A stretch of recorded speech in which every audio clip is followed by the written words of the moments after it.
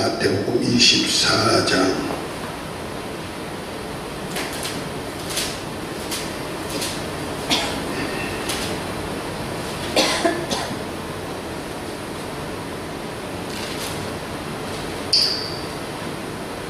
29절부터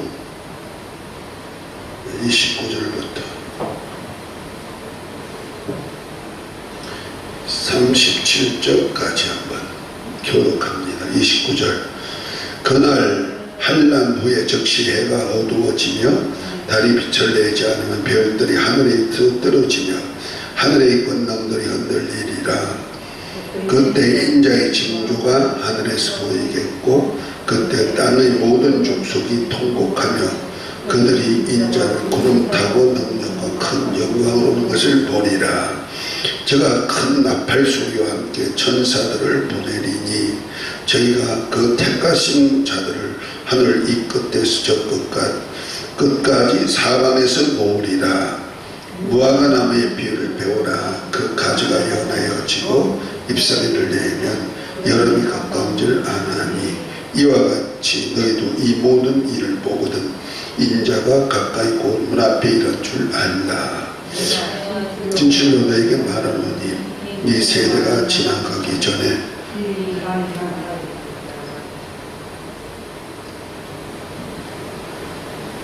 어디요?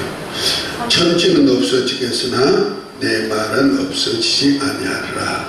그러나 그날과 그때는 아무도 모르나니 하늘의 천사들도 아들도 모르고 오직 아버지만 아시느니라. 노의 때와 같이 인자의 맘도 그리하리라.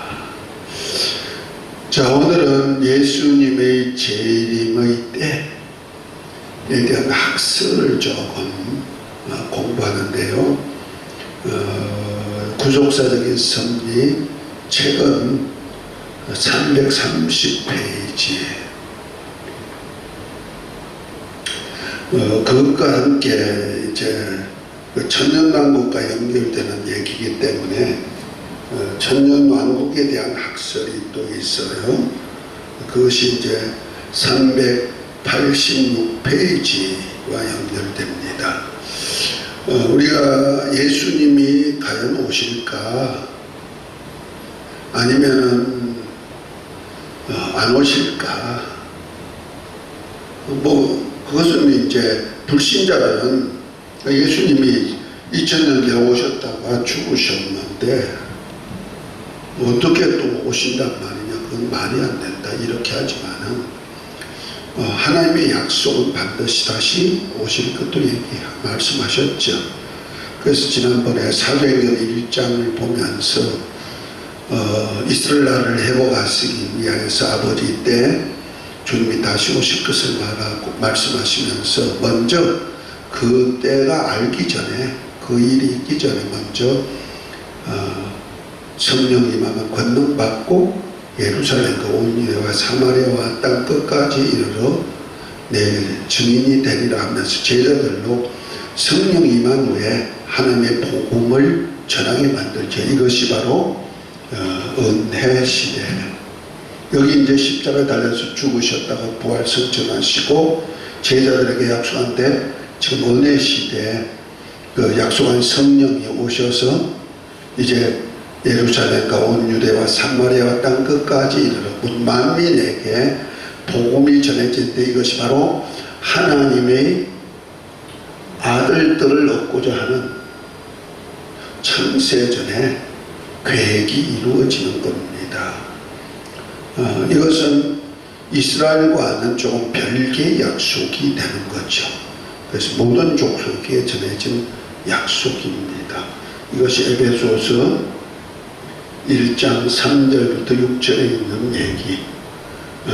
그래서 히브리서 2장 9절부터 11절에 있는 말씀이 이루어지는 거죠. 그래서 우리로 예수님이 인자로 오셔서 모든 사람의 죄를 대속하고 죽으시고 많은 아들들을 이끌어서 영광의 나라에 들어가는 그 사역을 위하여서 이제 하나님의 아들들 추수가 되는 겁니다. 신령한 복을 받을 때가 어느 때다? 은혜 때다.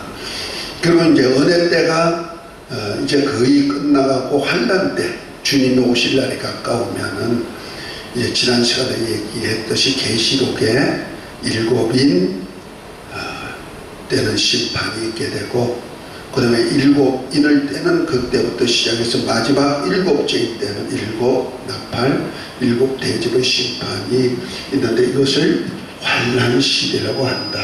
환난시대.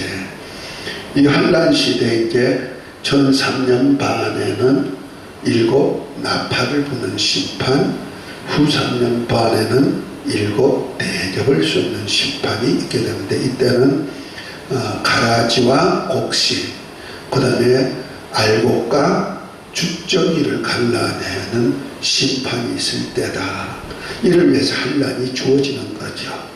그런데 이 환난 때 과연 주님이 오시지 않느냐? 그래서 오늘 아까 읽었던 그 29절에, 마태복음 24장 29절에 보면은 그날 환난 후에 적시 해가 어두워지고 바위 빛이 내지 않으며 별들이 하늘의 권능들이 떨어지며 하늘의 권능들이 흔들리니 그때 인자의 징조가 하늘에 보이겠고 그랬죠. 그 인자, 그 인자는 본래 하나님이요, 하나님의 본체이신 예수님이 사람의 형상을 모양을 입고 이제 오셔서 아버지 말씀에 죽기까지 순종한 그분을 인자라 그러죠.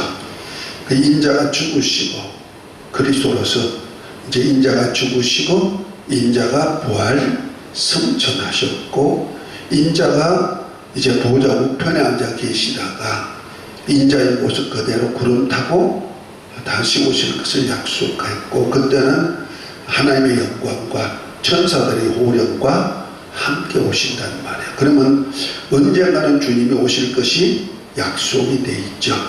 그래서 예수님이 부활하시고 성천하실 때 감람산에서 500여 형제들이 그 모습을 보고 있는데, 하늘을 쳐다보고 입을 더 벌리고 예수님이 구름 타고 올라가는 모습을 보면서 있을 때 옆에 있는 흰옷 입은 두 사람이 그들에게 말하기를, 갈릴리 사람들아 왜 하늘을 쳐다보느냐? 하늘로 올리신 예수님은 가시를 본 그대로 다시 오시리라, 이렇게 말씀하셨죠. 그래서 가심을 본 그대로 올라가시니까 부활하신 모습 그대로, 다시 말해서 인자로서 찔리시고 상하신 모습으로 부활체를 입으셨고, 이제 그 모습을 가지고 하늘에 올라가셨는데, 가심을 본 그대로 다시 오실 때도 이제 옛날 가실 때 환경, 가실 때 모습 그대로 이루어지는데, 가실 때 그 장소에 다시 오신다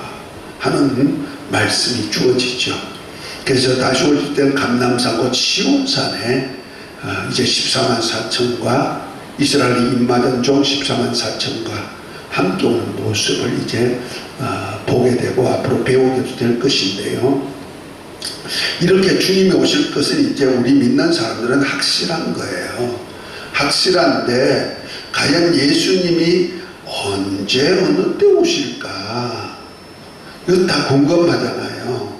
그래서 여태까지 좀 이단성이 있는 교회는 예수님이 언제 오셨다, 어떤 사람은 공중에 와 계시다, 안식일 교단 같은 데는 그렇게 얘기하죠. 그 다음에 옛날에 다미성교회는 뭐 몇월 며칠 날 주님이 다시 오신다고 해가지고 한때 난리를 치기도 했고요. 또 많은 유사 종교들이 그런 일을 벌려가지고 예수님의 오심을 희석시켜버려서 오신다는 약속이 희석돼 버리고, 그래서 요한계시록을 주로 그들이 이용하다 보니까 요한계시록도 불신해버렸거든요. 실제는 요한계시록은 하나님이 하실 일을, 예수 그리스도를 통해서 하실 일을 그대로 예수님께서 요한의 천사를 동원시켜서 요한에게 준 말씀이 있기 때문에 진리란 말이에요. 빼도 더도 못하는 그런 진리의 말씀인데도 이단성이 있는 교회들이 또 집단들이 그것을 많이 이용했기 때문에 막상 하나님의 아들들이 된 그 신약교회, 그 은혜시대 교회죠.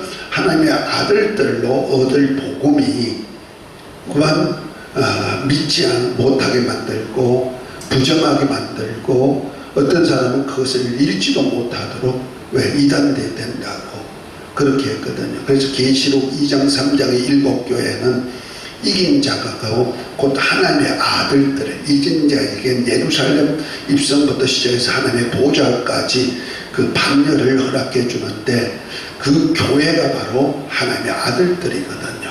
그것이 계시록 21장 7절에 보면은 이기는 자에게는 새 예루살렘을 유업으로 받던데 이것이 바로 하나님의 아들들이다. 그 이긴 자가 바로 7교회란 말이에요. 이 교회 시대 이긴 자들, 은혜 시대 이긴 자들에게만 주어지는 보상이 있죠. 그래서 은혜 시대 성령이 임함부터 시작해가지고 주님 다시 오실 그날까지 교회들이 이제 신앙 생활에 대해서 그 계시록 2장 3장에 7교회에다가 이렇게 생활하면은 이렇게 된다 하고 이기는 자에게 돌아갈 방열 7가지를 말씀하고 있고 그러니까 약속을 하셨어요. 그래서 지금 우리 그 생활을 바라보고 살아가는 겁니다. 예루살렘 입성부터 시작해가지고 입성하여서 생명과를 먹는 것부터 시작해서 어린 양과 하나님의 보호자 앞에 나가고 왕같은 자로서 세세토록 왕노릇할 왕권까지 얻을 그러한 지금까지가 약속된 거죠. 누구에게? 이기는 자에게 곧 하나님의 아들들로 유업주는 그 사역인데 이 사역이 끝날 때쯤 되면은 곧 하나님의 아들들의 수가 찰 때쯤 되면은 이부터 주님이 다시 오실 준비를 한다는 말이에요. 그것이 아까 읽었던 무화과나무의 비유를 배우라. 가지가 연하여지고 잎사귀 이르는 곧 인자가 가까이 온 줄을 알라. 이것이 지난 시간에 얘기했습니다만 이스라엘의 독립부터 시작해가지고 무화과나무, 곧 저주했던 무화과가 다시 살아나는데 바로 이스라엘이 주님을 배척했기에 무화과나무를 저주하고 죽였지만은 1900년 동안 그 후에 나라가 없는 민족으로 떠돌다가 이제 우리 하나님 주님이 오실 때가 가까워서 무화과의 나무 때를 비유를 통해서 알려주듯이 이제 이스라엘 독립이 시작되고 이때부터 시작해가지고 주님 오실 날이 하나씩 준비되는데 이것이 7인을 떼는 심판 곧 하나님 아버지의 손에 안팎으로 가득 기록한 두루마기를 7인으로 봉인했는데 이 봉인한 책이 하나님의 아들 어린 양 예수님의 손에 옮겨지고 예수님의 손에 옮겨진부터 시작해서 하나씩 7 봉인을 해놨던 것 7 종류로 봉인했던 것을 하나씩 떼는데 7인을 떼는 심판이 이루어지는 겁니다. 그 첫 번째 인을 떼는 것이 이제 백마, 그리고 두 번째 인이 홍마, 세 번째 인이 흑마, 네 번째 인이 청황색말, 다섯째 인이 바로 순교자들, 그 동무종들과 형제들의 순교자들의 타는 기도, 그 다음에 여섯째 인이 천재 지변이 일어나면서 왕들이, 왕족들이, 자유자들이 또 부자들이 굴 속에 숨어 들어가서 하나님의 진노를 피하려고 하는 그때가 되고 그리고 반시 동안 고요한 후에 그 다음에 7인을 떼면서 7 나팔을 부는 심판이 이제 이루어지는 것인데 그것이 바로 전 3년 반이 이루어지고 그 다음에 후 3년 반에 7 대접을 쏟는 심판 때 과연 주님이 언제 오실까? 아까 말했던 환난 후에 오신다 이렇게 말씀하고 있죠. 환난 때 이제 오신다는 겁니다. 그런데 우리가 이렇게 아니면 이렇게 주님 오실 것을 이제 확신하는데 인자로 가셨던 주님이 이제 가신 모습 그대로 오실 것을 확신하는데 주님의 재림에 대한 학설이 여러 가지가 있단 말이에요. 그것이 이제 특별히 요한계시록 20장 4절부터 6절에 나오는 주님이 오셔가지고 성도의 부활을 두고 이제 예수의 증거와 하나님의 말씀을 인하여서 순교한 영혼들이 첫째 부활에 참여하고 또 예수의 증거와 하나님의 말씀을 인하여서 우상에게 경배하지 않고 표를 받지도 아니한 자들이 살아서 그리스도와 더불어 1000년 동안 왕노릇하는 것이 있는데, 그러면 주님이 오실 때 1000년 왕국을 두고는 과연 있느냐 없느냐, 이 1000년 왕국에 대한 학설도, 이 1000년 시대가 과연 있을까 없을까, 이런 학설도 있어요. 그래서 이 1000년 시대에 1000년 왕국에 대한 학설이 첫 번째로는 설로, 그 주장들이란 말이에요. 학자들이 주장이 무천년설, 1000년이라는 얘기가 없다, 1000년이 없다. 왜냐하면 영적인 일이기 때문에 영적 숫자로 얘기해서 이제 1000년이라는 것도 없다. 계시록 20장에 1000년이라는 소리가 7번 나오는데 이것을 부정해버리고 1000년이라는 상징수도 아니고 그냥 없어 하고 무천년설을 주장하죠. 이것은 인간의 계산상으로 이제 자유주의 학자들이 많이 주장하는 설이에요. 그것이 이제 제가 쓴 구속사 섭리 어디에 나오냐면은 그 386페이지 한번 봅니다. 오늘 상식적으로 우리가 교회에서 나오는 얘기니까 386페이지 보면 천년왕국에 대한 교리와 학설하고 해놨어요. 여기 보면 세 가지 학설이 나오는데, 무천년설, 무천년 재림론. 그러니까 천년왕국이라는 것이 없이 그냥 마지막 심판 때 주님의 재림에서 이제 부활하고, 이제 부활한 사람들 중에 생명의 부활 입은 자와 천국에 간다, 이런 학설이가 있고요. 그 다음에 이제 두 번째 학설이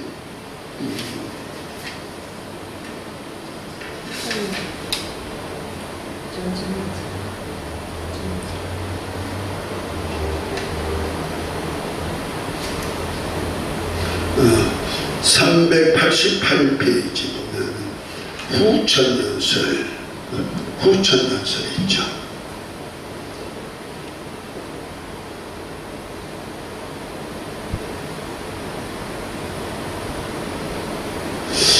예수님이 재림만 하시는데 언제나 천년왕국 후에 재림하신다는 거죠.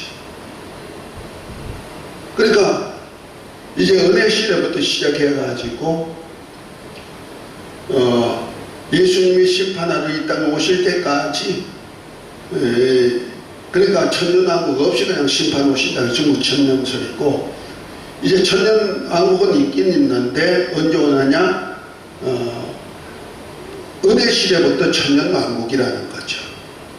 왜? 예수님 왕권을 가지고 우리 속에 오셔서 세상을 다스리기 때문에, 하늘과 땅의 모든 권세를 가지신 주님이 부활하시고 성령이 오신 것도 우리에게 오셔서 왕권을 가지고 사역하기 때문에 이때부터 언제나 천년왕국의 시작이고, 그 다음에 천년왕국이 있긴 있는데 천년왕국의 시작이 그렇게 되고, 점점 세상이 그리스도의 왕국으로 형성된다는 거죠. 다시 말해서 복음이 세상에 온전히 편만하게 돼가지고 온 세상이 그리스도화, 복음화가 되었을 때, 그때 바로 예수님이 오신다. 그 천년 왕국 그 후에 오신다.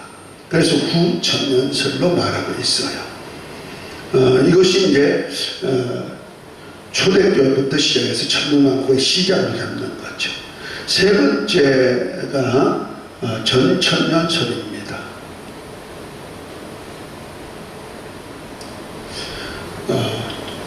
다시 말해서 천년왕국이 있고 천년왕국 전에 예수님이 오신다 하는 얘기입니다. 그런데 이 천년왕국 전에 오시는데 두 종류의 그 설을 가지고 있는 제가 있어요. 하나는 세대주의 전천년설, 그다음 하나는 역사주의 전천년설, 이렇게 해가지고 천년설은 천년왕국 전에 예수님 오시는데, 이제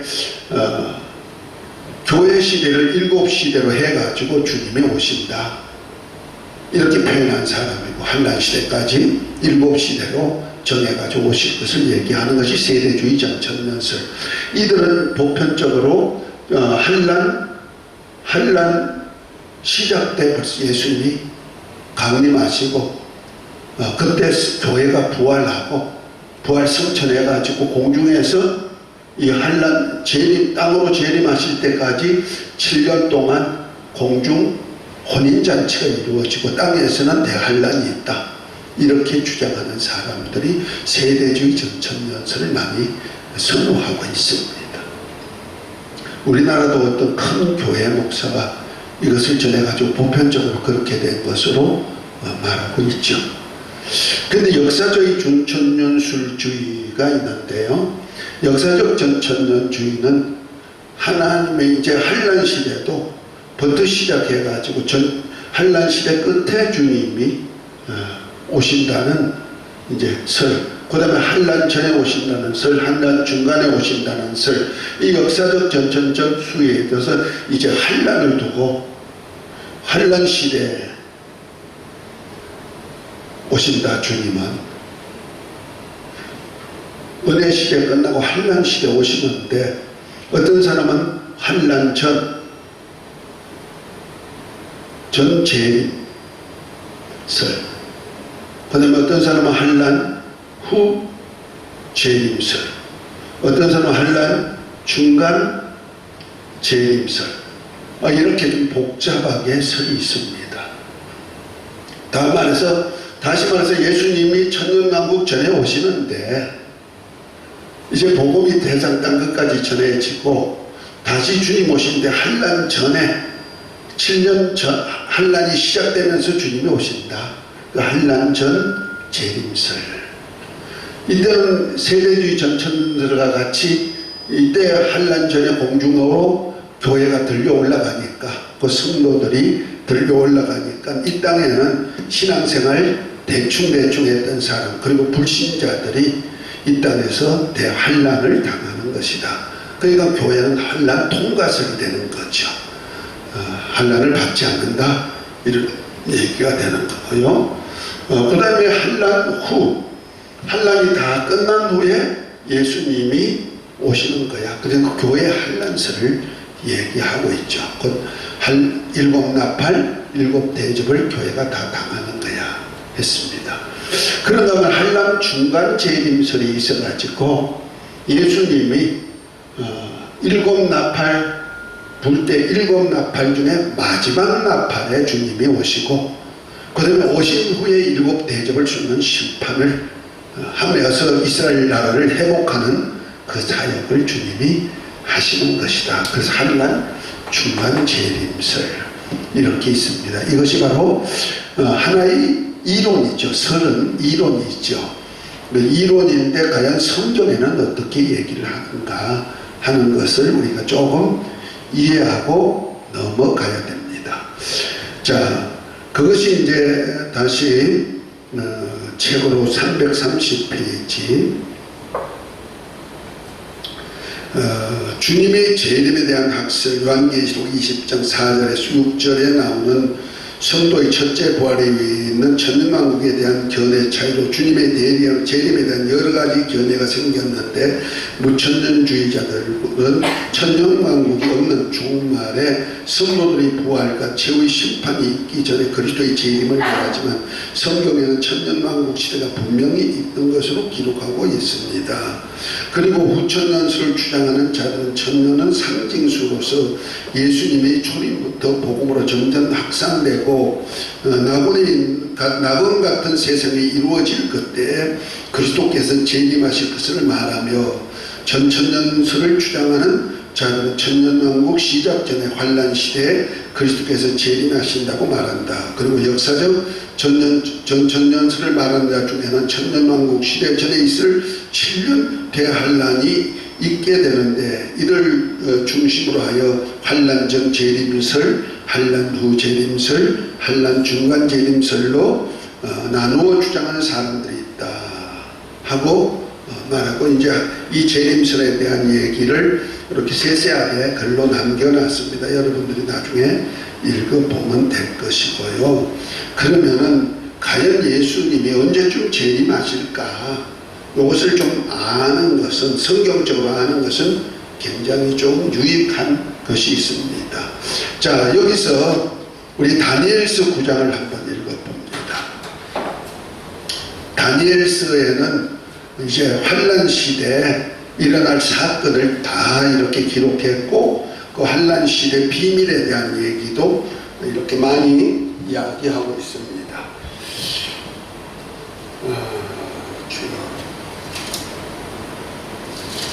다니엘서 9장 24절부터 27절. 자, 우리 다 같이 권기인 집사도 읽어요. 들어가니까 우리 다 같이 한번 읽습니다. 자, 내 백성과 내 거룩한 성을 위하여 70일에로 기한을 정하였나니 허물이 마치며 죄가 끝나며 죄악이 영속되며 영원한 의가 드러나며 이상과 예언이 응하며 또 지극히 거룩한 자가 기름 부음을 받으리라. 그러므로 너는 깨달아 알지니라. 예루살렘을 주문하는 영이 날 때부터 기름 부음 받은 자 곧 왕이 일어나기까지 7이레와 60이레가 지날 것이요 그때의 곤란할 동안에 성기 중간되어 거리와 해자가 이룰 것이며 62일에 후에 기름 부음 받은 자가 끊어져 없어질 것이며 장차 한 왕의 백성이 와서 그 성읍과 성소를 해파하려니와 그의 종말은 홍수에 음몰된 같을 것이며 또 끝까지 전쟁이 있으리니 항폐할 것이 작정되었느니라.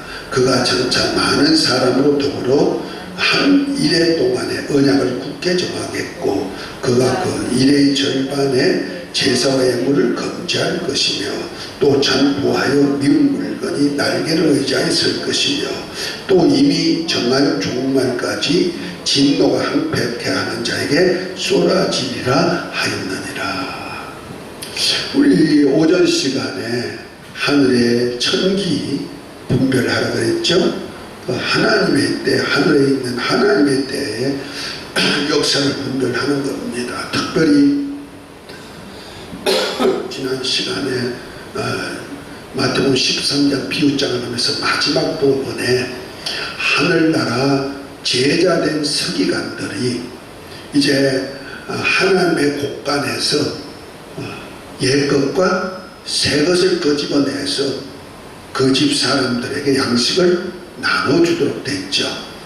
그 말에서 천국의 역사가 옛것 곧 구약과 신약의 접목시켜 가지고 이제 그들을 천국의 비밀을 가르치는 것이 곧 천국의 제자된 서기관들이 하는 일이거든. 이것이 제자들의 일이라는 말이요.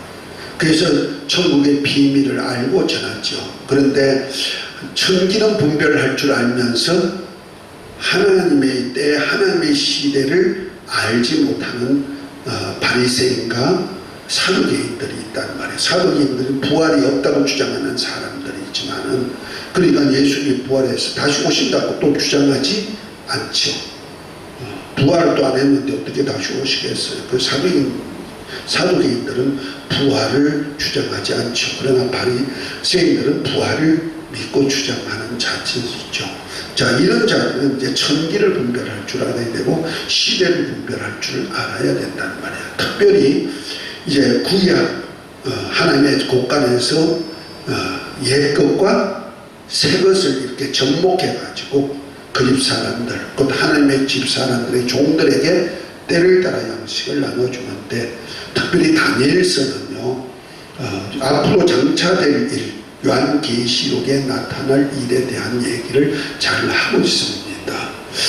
거기 보면은 다니엘서 7장에 다니엘서 2장에 보면은 신상에 대한 얘기가 나오죠.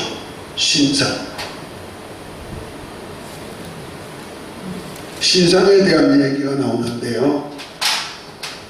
그 신상을 보면은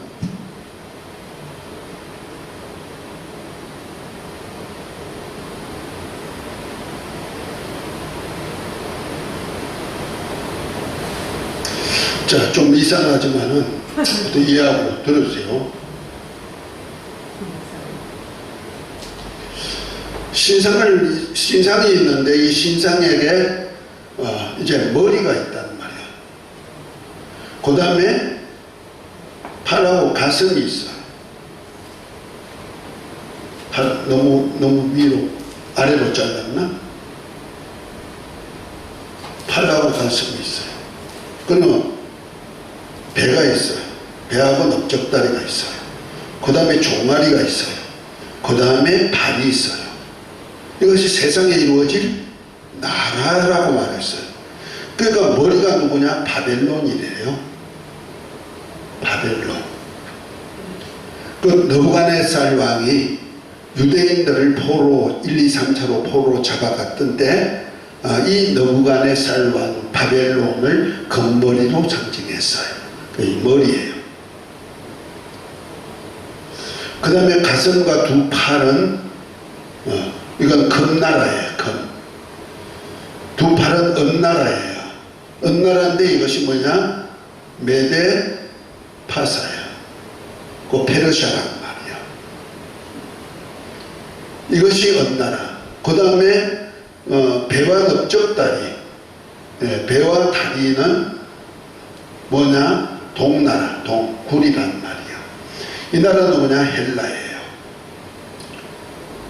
알렉산더가 10년 동안에 젊은 청년 왕이 장군이 돼가지고 10년 동안에 세계를 정복하고 인도까지 정복했던 그 역사가 있는 제가 헬라죠. 알렉산더를 통해서 세운 나라죠. 그 다음에 종아리가 있단 말이에요. 종아리, 다리, 종아리는 철나라예요.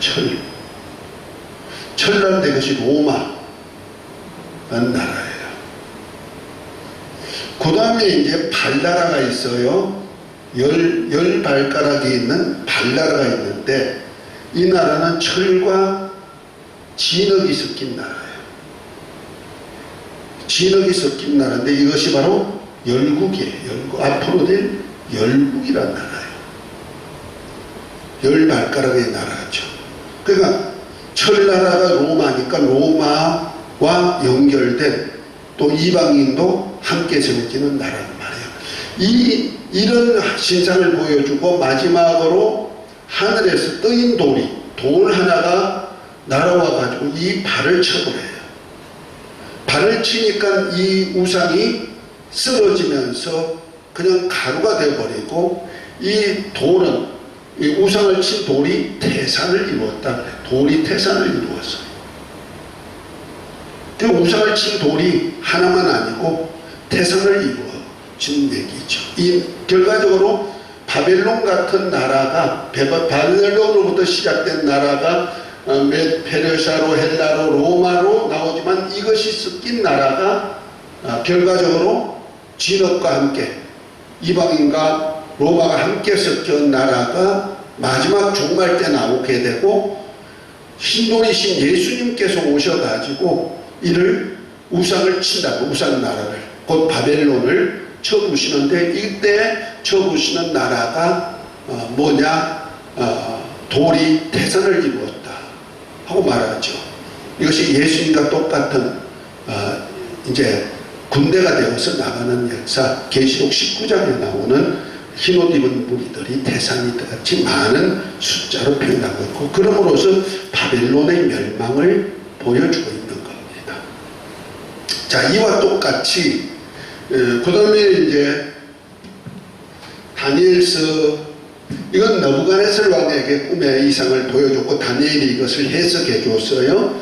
그 다음에 다니엘서 7장에 보면은 다니엘이 이제 밤중에 환상을 봅니다. 꿈도 아니고 이제 환상도 아니고 하여튼 이상을 보게 되는데 뭘 보냐면은 사자를 보게 됩니다. 짐승을. 그 다음에 이제 곰이 나옵니다. 그 다음에 표범이 나옵니다. 그리고 무서운 짐승을 보게 됩니다. 이 네 짐승을 보는데 이 네 네 짐승이 해석이 다 이렇게 연결이 됩니다.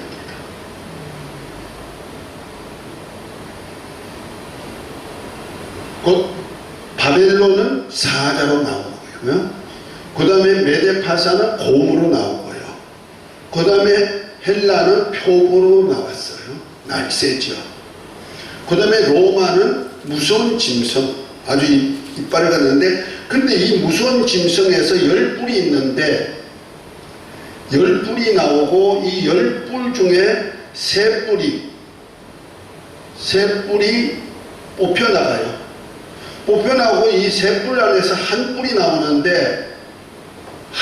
나오는데 이 뿔에 눈이 있고 큰 말하는 입이 있어가지고 이 모두를 통치하는 자가 나온단 말이에요. 이것이 바로 적그리스도가 나오는 거예요. 그것이 계시록 17장에 보면은 이 정체가 비밀이 나타나게 되죠. 말세에 나오는 이 7 무서운 짐승, 곧 로마를 통해서 나오는 어떤 나라에서 이제 한 10뿔이 있는데 10뿔 중에 3뿔이 뽑히고 그 자리에 한 뿔, 작은 뿔이 나오는데 이 나라와 같지 않고 어떤 특수한 나라인데 여기서 이제 한 뿔이 나와가지고 거기에는 세계를 볼 수 있는 눈, 곧 말해서 전시안이 나오고 그 다음에 큰 말하는 입이 있어가지고 세계를 마음대로 좌우할 수 있는 그러한 자가 나오는데 이것이 바로 말세에 나오는 적그리스도입니다. 이것이 계시록 13장과 연결되는 거예요. 자, 계시록 13장을 한번 봅니다. 계시록 13장에 보면은 꼭 저 네 짐승이 이렇게 나오는 모습이 있습니다.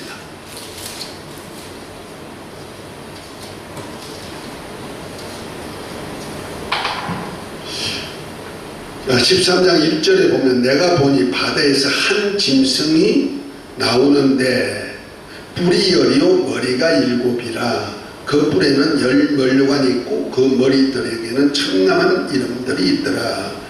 내가 본 짐승은 표범과 비슷하고 발은 곰발 같고 입은 사자의 입 같은데 용이 자기의 능력과 보호자와 큰 권세를 그에게 주었더라. 이렇게 말하죠. 바다에서 나오는 짐승이 이것이 바로 적그리스도예요. 적그리스도의 생김새가 어떻게 됐다? 곧 사자, 곰, 표범 같고 아주 무서운 짐승으로 표현되어 있어요. 이것이 바로 용어로부터 7머리 10뿔의 권세를 가진 자가 되죠. 자, 이것이 바로 적그리스도가 되는 겁니다. 그러니까 적그리스도가 있는 그때에 언제 오신다? 주님이 이 적그리스도를 물리치고 하나님의 나라를 이 땅에 세우고죠. 곧 이스라엘 나라를 세우고죠. 가슴을 본 그대로 다시 오시는 거예요. 여기에 대해서는 나중에 이제 한란 시대 좀 구체적으로 이제 할 때 제가 그 파워포인트로 했던 것을 가지고 여기가 어느 나라 누구다까지 다 나와 있어요. 지금 역사가. 그러니까 얼마나 주님이 오실 날이 임박했나를 보여줄 것입니다. 자, 그때까지 하는데요. 자, 이렇게 세상이 다 준비된 이때가 주님이 이제 다시 오신다는 말이야. 자, 다시 오는데 이 다시 오실 날을 다니엘서 9장 24절부터 27절에는 다니엘에게 뭐라고 말했냐면은, 자, 다시 한번 다니엘에게 다니엘서를 봅니다.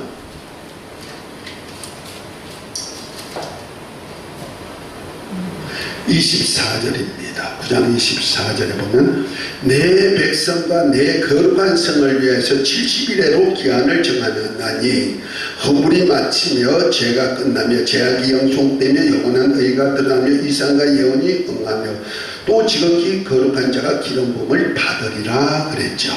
그 다니엘에게 한 말이에요. 다니엘이 누굽니까? 유대인이죠. 유대인이고 예루살렘 성이 이제 해파된 그 당시니까 보십시다. 하나님께서는 너 백성, 너가 누구요? 다니엘이죠. 다니엘 백성과 거룩한 성을 위하여, 거룩한 성이 뭐니까 예루살렘 성이죠. 해파됐단 말이야. 그 성을 두고 얘기하는 거예요. 그러니까 유대인과 예루살렘 성을 두고 하나님의 예언이 이루어지는 겁니다. 70일의 예언이 바로 그거예요. 여기서 이것을 잘못 풀어가지고 사람들이 이방인의 때까지를 70일로 정하는 예가 있어요. 아니요. 이방인은 약속 외에 있어요. 밖에 사람들이요. 하나님의 역사는 세계 만국에 다 통하지만은 하나님의 역사를 기준으로 해서 사역하게 한 제사장 나라는 이스라엘이에요. 그래서 출애굽기 19장에 보면은 하나님이 애굽에서 종살이하는 이스라엘을 구원해가지고 모세를 통해서 독수리 날개로 업어다가 시내 광야에서 하나님 진치고 살게 했는데, 이것을 그때 이스라엘을 만국을 하나님의 나라지만은 특별히 이스라엘을 제사장 나라로 삼아가지고 만국에 하나님의 소식을 전하는 거예요. 이와 똑같이 하나님의 하실 일을 이스라엘이란 하나님의 백성이 있는 나라를 통하여 가지고 하나님의 세계 만국에다 역사를 전한단 말이야. 그러니까 약속은 누굴 통해서 했다? 이스라엘을 통하여서 이제 약속을 한 겁니다. 그래서 다니엘에게 이상을 보여주면서 너 백성과 너 거룩한 성 곧 예루살렘을 두고 약속한데 무엇으로? 70일에로 기한을 정하였다. 70일에. 1에는 7이죠. 7. 그 7일을 갖다가 얘기하죠. 그러면 77에 49, 491이 되는데 1로 하니까 하루가 490이면 얼마 안 되니까 보통 학자들이 해석하기에 1로 보지 않고 이것을 연으로 보는 거예요. 왜냐하면 이스라엘 백성들이 저 광야에 나가가지고 이제 약속한 땅을 들어갈 때 가데스 바네아에서 뭐합니까? 정탐꾼을 보냈죠.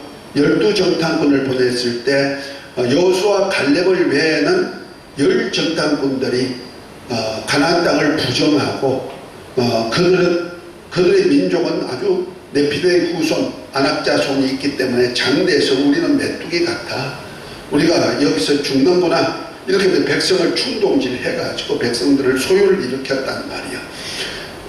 그래서 이 소요 때문에 이스라엘 백성들이 가나안 땅에 들어가지 못하고 여호수아 갈렙에는 다 광야에서 죽을 것을 말씀하셨죠. 그래서 40일을 광야에 헤매게 됐는데요. 이때 40일을 정탐하고 돌아와서 보고했는데 40년을 돌면서 죽였단 말이에요. 그래서 1년을 하루를 뭐요? 1년으로 계산한 거예요. 그래서 40일을 40년, 그래서 하루를 1년으로 계산한 그런 것이 있어가지고 70일로 정했을 때 77에 49, 491로 맞아야 되는데 1로 하니까 그것이 되지 않으니까 학자들이 그것을 연으로 정한 겁니다. 490년이 되는 거죠. 그러니까 기름 부음 받은 자가 일어나면 나기까지 490년이 걸리고, 이제 다시 말해서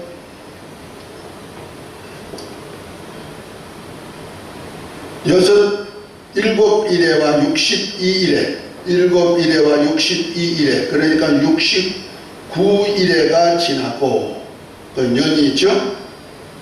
지나고, 그 다음에 어떤 기름 부음 받은 자가 나타나고 중간에 기름 부은 자가 없어지고 난 다음에 그 다음에 세상이 끝날까지 죄악이 영속되고 영원히 속죄받고 의가 드러나고 이산과 예언이 이루어지는 때가 온단 말이에요. 이것이 언제만 2000년 시대에 이루어지는 겁니다. 그런 말에서 한란 시대까지를 이렇게 70일에로 기한을 정했단 말이에요. 이것이 누가 관계되느냐? 예수님과 관계되는 거예요. 그래서 이제 예루살렘을 중건하라는 영이 날 때부터 곧 바벨론으로 포로로 잡혀서 70년 동안 포로 생활을 하는 그 중에 1, 2, 3차를 포로로 잡혀갔듯이 이제 귀환할 때도 1, 2, 3차로 귀환하는데 이 70 예루살렘을 중건하라는 영이 날 때부터 시작해 가지고 기름 부음 받은 자가 나타날 때까지 69일회가 지나는 거예요. 69일회가 지나고 난 다음에 이제 한 일의 기간, 그 한 일의 기간이 여기까지예요. 한 일회. 한 일회면 얼마요? 7년이죠. 7년 기간이 이렇게 길어지는 거예요. 언제? 죄악이 영속되고 영원한 의가 일어나고 이상한 예언이 응하는데 언제부터 기름 부음 받아가 탄생해서 죽어 끊어지고 난 다음 그 후에 이제 한 왕이 와서 이제 다시 성을 쌓고 자기가 일의 절반에 자기가 왕이다 그리스도다 하고 왔는데 이거 환란 시대가 되는 겁니다. 자, 이것이 끝나고 환란 시대가 끝나면 이제 죄악이 영속되고 의가 일어나고 이상과 예언이 응하는데 이때가 언제냐? 바로 주님이 탄생하고 기름 부음 받은 때부터 시작해 가지고 3년 반이라는 기간을 주님이 공생을 합니다. 그것도 말해서 주님이 초림주로 오실 때부터 종말이 되는 거예요. 그래서 초림주 언제? 신약시대 인자가 기름 부음 받은 것부터 시작해서 여기 종말이에요. 예수님의 탄생은 나타나시면 종말에 오시는 거예요. 그래서 히브리서 1장에 보면 옛적의 선지자들로 여러분과 여러 모양으로 말씀하신 하나님이 이 세상 마지막에 아들로 우리에게 말씀하셨다 그랬죠. 아들이 오셔서 말씀하신 것은 이 세상 마지막이 되는 거예요. 그러니까 종말이 마지막만 있는 거 아니에요. 종말이 주님 오심부터 세상에 심판이 이루어지기 때문에 종말이 되는 거예요. 구원받을 것이냐 영원히 멸망할 것이냐 이것이 결정된다는 말이에요. 그래서 예수님이 여기서 3년 반을